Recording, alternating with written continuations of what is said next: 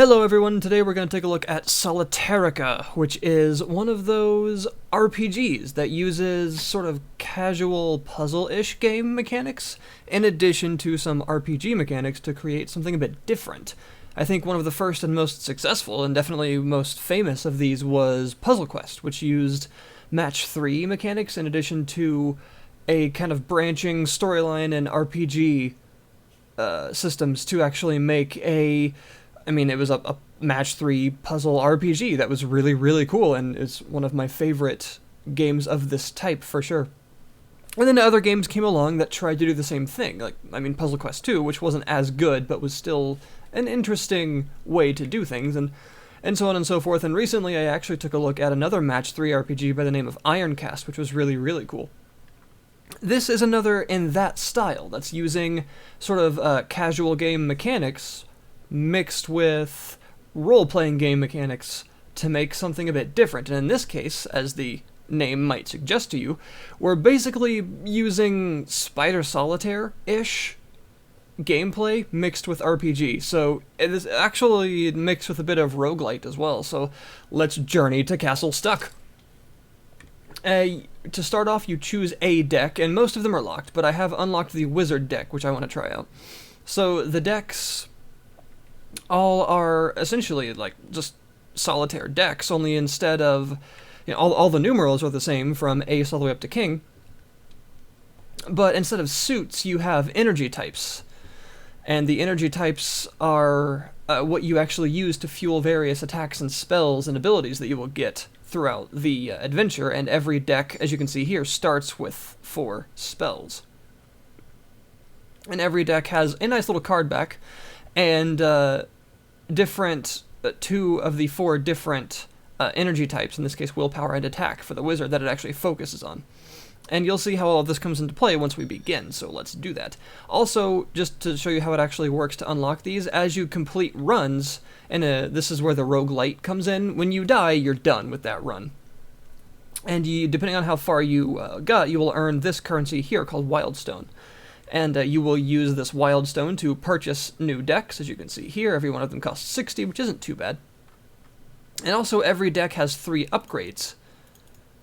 And these upgrades give you a permanent boost to the power of the deck, as you can see, and they're each themed. So, the Queen of Wands gives you an arcane missile every time you draw it, which sounds awesome. King of Tomes gives you 4 energy. And an Ace of Power gives you 3 energy, and these are just things to help make the deck stronger, and you can unlock those with the Wildstone as well. So when you find a deck that you prefer, perhaps you can strengthen it, as well as unlocking new ones. So that is your roguelite progression.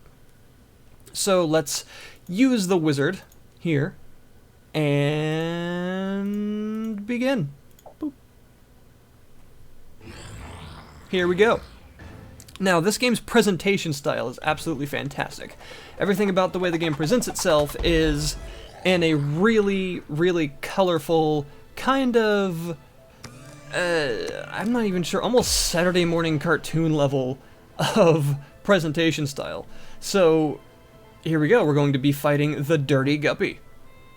And here we go, the first battle.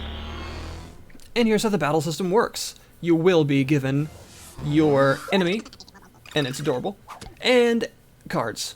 And the battles are not time limited per se, so I can sit here all I want to.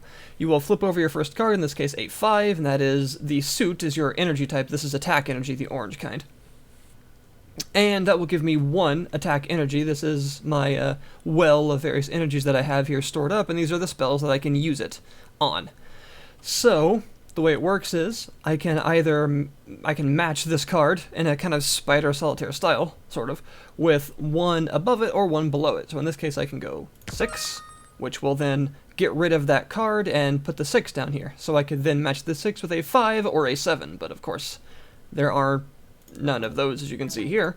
So I have to draw another card, and whenever you draw a card, the enemy gets a turn. So when the enemy gets a turn, it will do something, and in this case, the guppy does usually a nibble, which is just 1 damage to you. And this is your health. When that reaches 0, you die. Pretty simple. So now I get a king, and the numerals wrap around, so the king can be matched with an ace or a queen. So in this case, I'm going to, of course, match it with an ace, which I can then match either with a 2 or a king again. There is no 2, so I'm going to go with the king.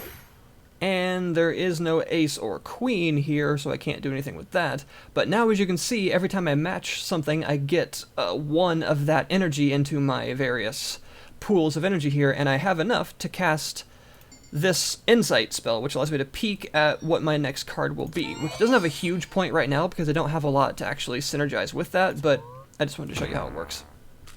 So, all these cards up here represent basically the health of the enemy. And in order to win, I have to get rid of all of these with what I'm given. So in this case, I have a better combo now. I can go from 10 down to... I could go up to a jack, actually.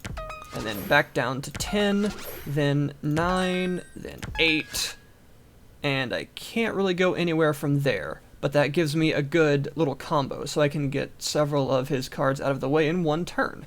And you want to do those combos as much as possible. And of course, as you go on, the enemy will get more and more rows of cards, which means you'll be able to get more and more combos. Now that did give me enough attack energy to use Magic Sword, which is actually a Wizard deck exclusive, which allows me to actually destroy one of the cards without having to match it with anything. And it will give me the energy of whatever that card is, but if it's a purple card, a willpower card, it actually doubles the energy that gives me, because this is a Wizard deck, so willpower is one of the prime energies that it actually uses. So in this case, I'm actually going to get rid of this jack. There we go, and boom. As you can see, this is kind of what I was saying. The way that the game presents itself is all very smooth, very colorful, and even little things like the way that the enemy attacks work, the way that the cards flip and get sliced into pieces when you use various spells, the way all the spell effects look and everything. Like if I use the zap, it will damage a random card in the back. So if I just use this to show you, boom, gets zapped, and that's what it looks like. Very quick and snappy, but it looks very cool. And you'll also be able to get armor and things, which is a little shield here, and the shield will actually move up in front of the attacks as they come to hit you and things like that. The presentation style is just, it's really, really fantastic. Alright. We're going to hope for an ace. Nope, we didn't get one. What is that? 1 armor. Well, might as well. Boop. And I can't really go anywhere from here, obviously, so there we go. And this is more or less how the actual gameplay works, only of course it gets much more difficult and varied as you go. Well, I'm going to use this to get rid of this. Doesn't give me a match, but I can zap one of those. And I pretty much have to take a turn now. So, the first enemy is of course very easy. But that's not how it stays. And although there is a certain amount of luck, because you don't know exactly what you're going to draw, like in this case, I mean, I'm kind of just taking damage here because I'm not drawing what I need.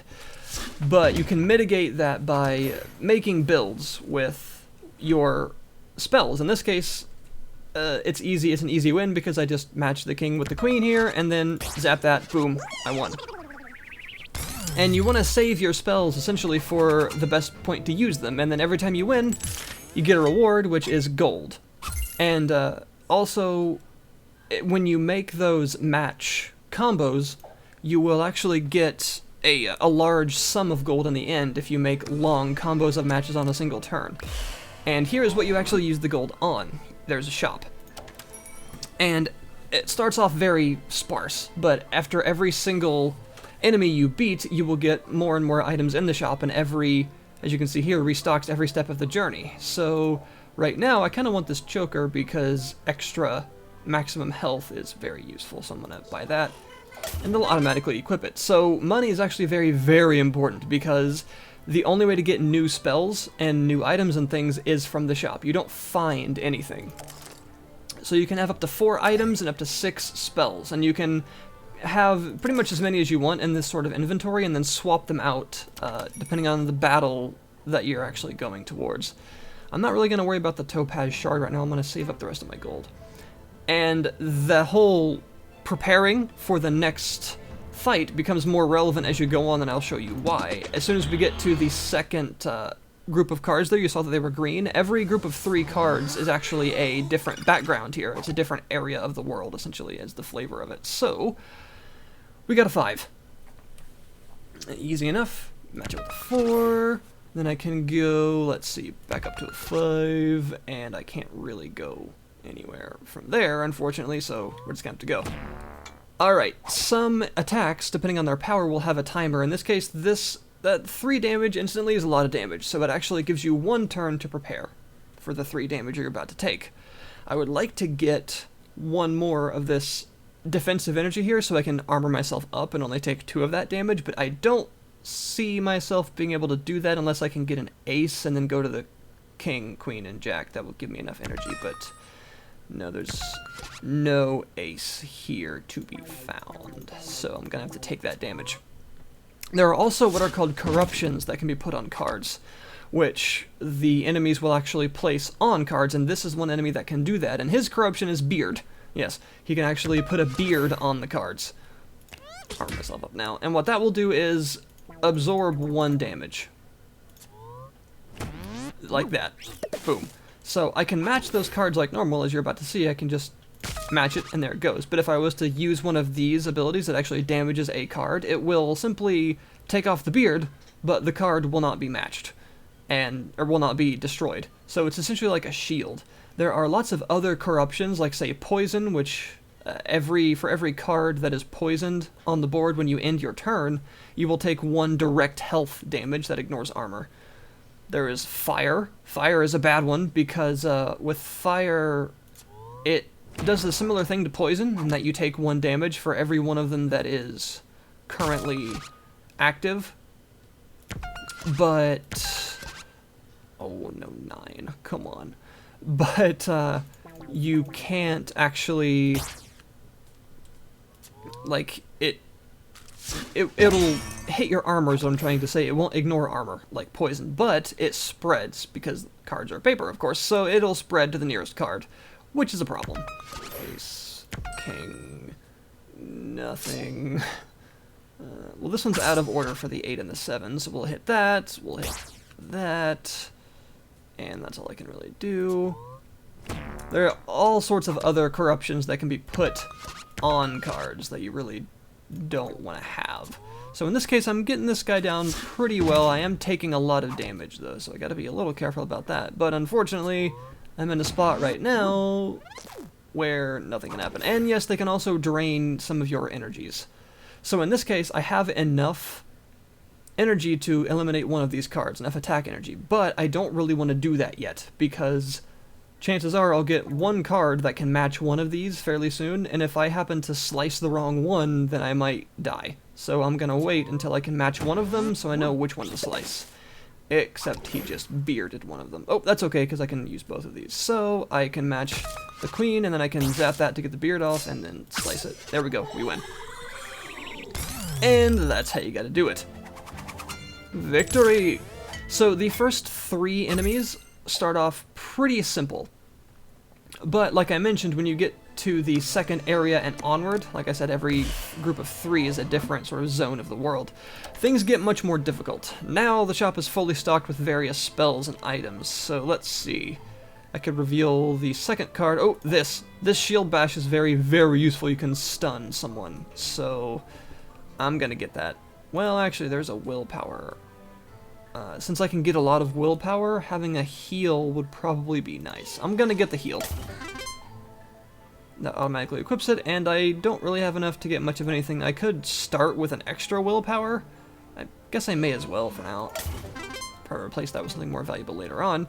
Now, what you'll see here is that it's not just the name of the enemy. Now it has a prefix, Dazzle, and it tells you what it does. So Dazzle is actually one of the corruptions that can be put on a card. Any Dazzle card that isn't matched will be randomized every turn, so it doesn't stay the same. As you go farther on, enemies will get more and more of these prefixes and suffixes to their name, which is why that preparation before battle makes more sense. You may want certain spells or certain items that help you against specific types of, I guess, almost like status effects and strategies that an enemy could employ on you. So, yeah, 7, 6, that may have been the wrong direction to go because now there's a jack. Well, I guess I wouldn't have had that there anyway. Yeah, that is unfortunate. Oh well. You know what? I'll take that defense, actually. So, essentially, this is the gameplay loop that you're getting, but the farther on you actually go, the more difficult it becomes. And every group of 3 enemies is different. You will not fight the same enemy twice, really. Not in one run-through, at least. And it does become quite challenging. There are lots and lots of spells that you'll find in the shop, as well as lots of those... lots of those items that can synergize well with each other, and your idea basically will be to make as many of those as possible actually work. Oh, I need a queen. That's unfortunate. Well, I'll take that, and I'll take that extra willpower, and I'll heal myself back to full. So, the actual amount of strategy in this game is maybe deceptively high, interestingly enough. Because your goal is to make as many of these large, long combo chains as possible, which isn't easy in the first 3 enemies because the number of columns of cards is a lot smaller. But from the 4th enemy onwards, it becomes much more apparent that you can really match sometimes like over a dozen cards in a single turn. Which is very satisfying, by the way. But it also becomes a lot more challenging. And there's a corruption that's a dazzled card, so that's an 8 this turn, but since I can't match it, it's going to become something else next turn. Now it's a 10, and I could have matched it, of course, now, but now I can, blah de blah. That's annoying. Well, I'm gonna take that 2 damage, but there's not a lot I can do about that. We'll not get rid of that yet until we see if I can match it. So I need either a king or a jack. And that's 6. Nope, can't match it. Get rid of it. That's a 4. Still can't match that. So we've almost got this guy, and he's gonna dazzle that card, of course. That's a 2. Can't do anything with that. Come on. And ace, of course, that means I can do something with it, but freaking dazzled cards. They're meant to troll you, basically, and they do a good job. Always one away from those. That's annoying.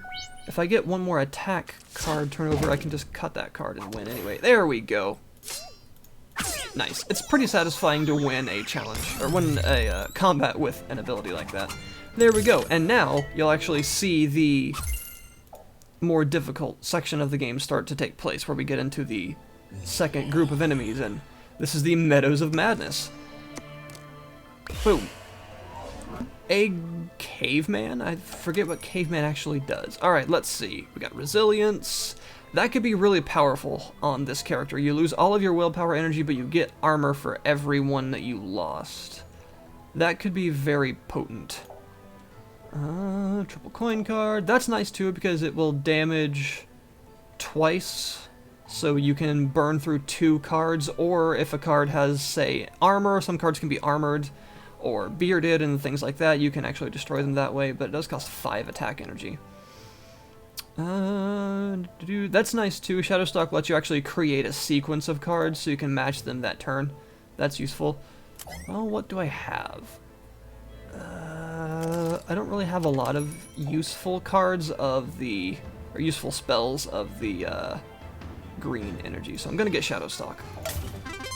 And that doesn't leave me enough to get the leather patch, unfortunately. I'd like to start battles with armor, but that's okay. And unfortunately, you can't sell items. I'd like to be able to sell items and spells that I don't want anymore for a little bit of the return, but unfortunately, you can't do that. So we're just gonna go on. So caveman, let's see. Not very smart, but a huge pet bear makes up for it. Great.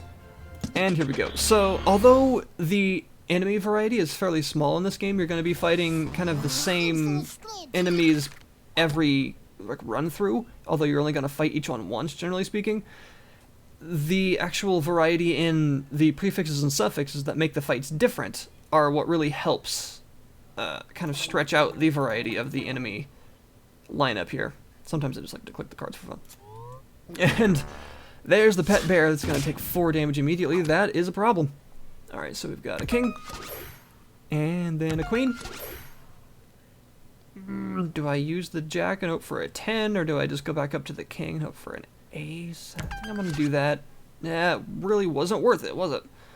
No, it was not. Alright, well, that's okay. We got a couple. So I think now that you're seeing the much larger number of possible cards here, I think you're seeing how, you know, large numbers of combos can actually be made in one turn. It's pretty cool, actually, and I enjoy it quite a lot. It's one of those things that you can play 1 or 2 runs of in a day, maybe, and feel good about yourself. I mean, maybe unlock something and leave and try it again tomorrow. It's actually pretty enjoyable, and as for the price on Steam, it's available on Steam right now for a pretty low price of $12, I believe it is, so it's not by any means a pricey prospect.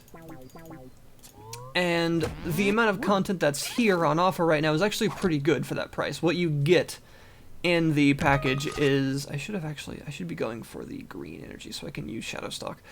But yeah, what you get for the price prospect is pretty good value in my opinion, because there's a pretty large amount of gameplay here, I feel, for what you're actually going to be doing. And it's definitely one of those games, kind of like Puzzle Quest actually, where you can jump in, play a few rounds, unlock some stuff, progress your character a bit, jump out, and then, you know, do something else for the day.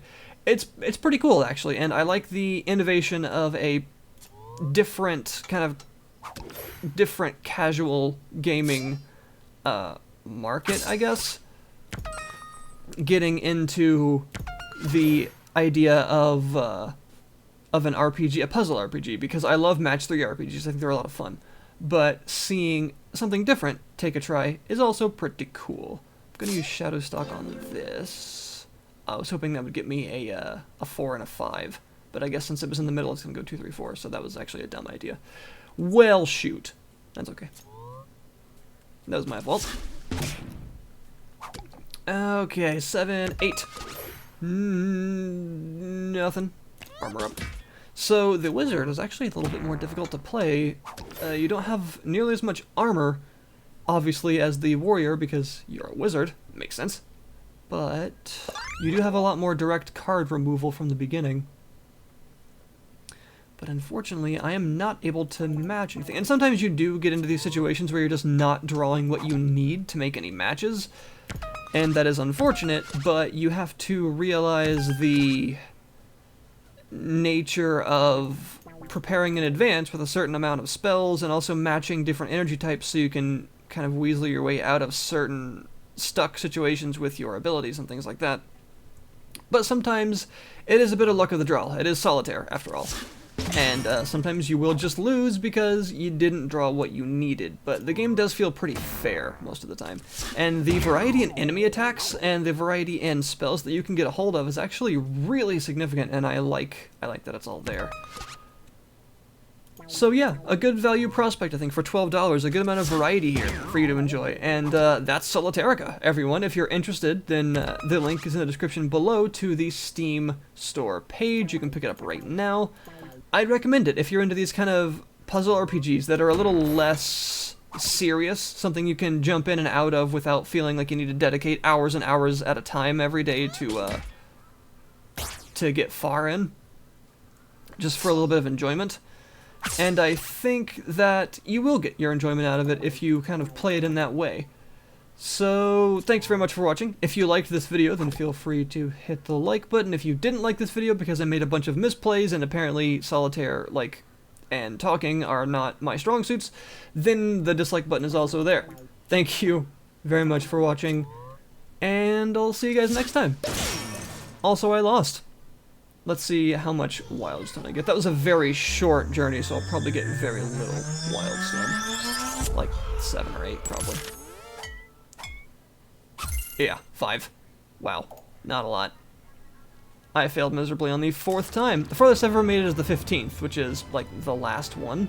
And then I got horribly murdered. So yeah, there we go. That is Solitairica. Thanks again for watching, and I'll see you next time.